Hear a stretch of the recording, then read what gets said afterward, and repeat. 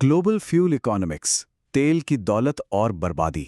दुनिया भर में पेट्रोल की कीमतों में जो जमीन आसमान का फर्क है ना, वो सच में किसी के भी होश उड़ा सकता है। एक तरफ वो देश हैं जहां तेल पानी की तरह बहता है, और दूसरी तरफ ऐसे देश हैं जहां इसकी एक एक बूंद के लिए भारी कीमत चुकानी पड़ती है। ये हमारी रोजमर्रा की जिंदगी से जुड़ा हुआ मुद्दा है, लेकिन सच कहूं तो इसके पीछे का अर्थशास्त्र यानी इकोनॉमिक्स किसी रहस्य से कम नहीं है। तो चलिए बिना कोई वक्त बर्बाद किए इस एक्सप्लेनर में इस ग्लोबल विरोधाभास की गहराई से पड़ताल करते हैं। अब स्क्रीन पर देखिए, क्या पेट्रोल पानी से सस्ता हो सकता है? पहली बार सुनने पर तो ये बिल्कुल किसी मजाक जैसा लगता है ना?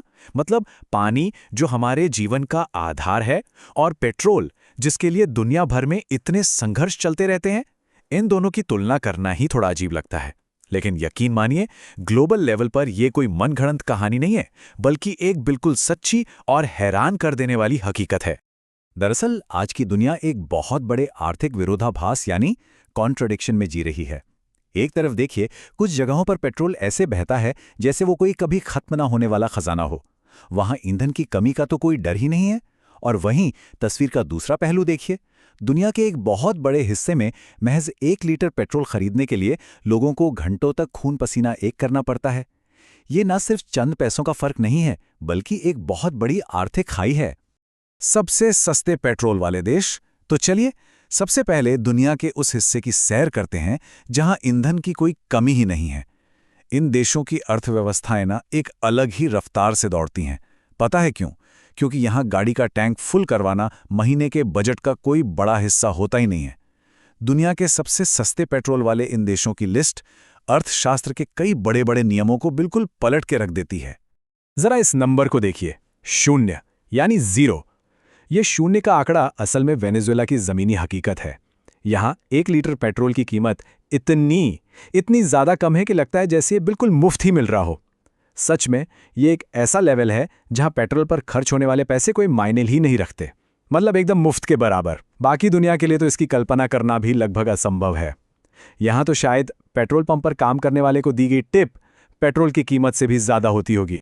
अब इस लिस्ट में आगे बढ़ते हैं। ईरान का नाम भी यहां प्रमुखता से आता है। यहां मैकेनिज्म थोड़ा अलग है। सरकार की तरफ से पेट्रोल पर इतनी भारी सब्सिडी दी जाती है कि आम जनता के लिए कीमतें आर्टिफिशियली एकदम जमीन पर ही रहती हैं। और हाँ, लीबिया भी दुनिया के उन देशों में शुमार है जहां ईंधन सबसे सस्ते स्तर पर मिलता है।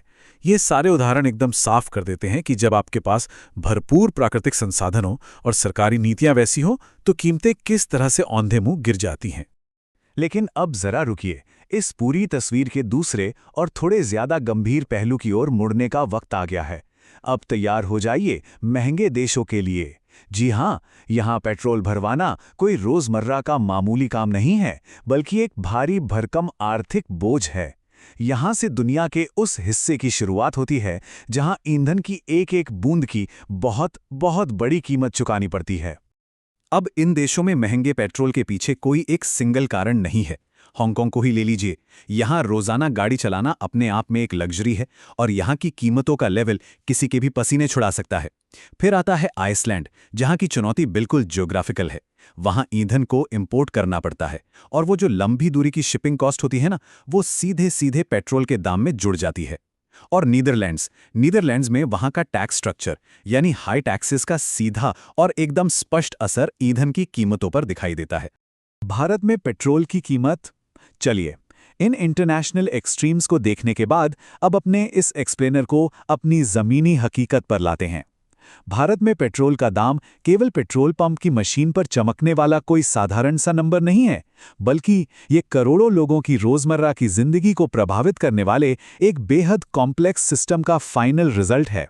तो आइए इस उलझे हुए गणित को थोड़ा सुलझाने की कोशिश करते हैं। भारत में पेट्रोल की कीमत तय करने के पीछे मुख्य रूप से 3 अलग अलग फैक्टर्स काम करते हैं। नंबर 1, अंतर्राष्ट्रीय तेल की कीमतें। जब भी ग्लोबल मार्केट में थोड़ी सी भी हलचल होती है ना, तो उसका पहला झटका सीधे यही महसूस होता है। Number 2, tax.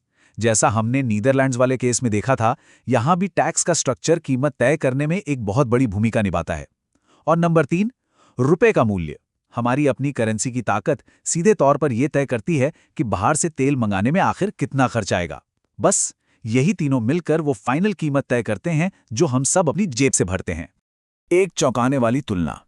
जब हम इन सभी आर्थिक कारकों या कहें इकोनॉमिक फैक्टर्स को एक साथ मिलाते हैं ना, तो जो रिजल्ट सामने आता है वो सच में इस पूरे एक्सप्लेनर का सबसे चौंकाने वाला हिस्सा है। एक ऐसी तुलना जो अभी तक चर्चा किए गए हर एक पॉइंट को बस एक ही झटके में शीशे की तरह साफ कर देगी। जरा कल्पना कीजिए कि हाथ में एक तय रकम है।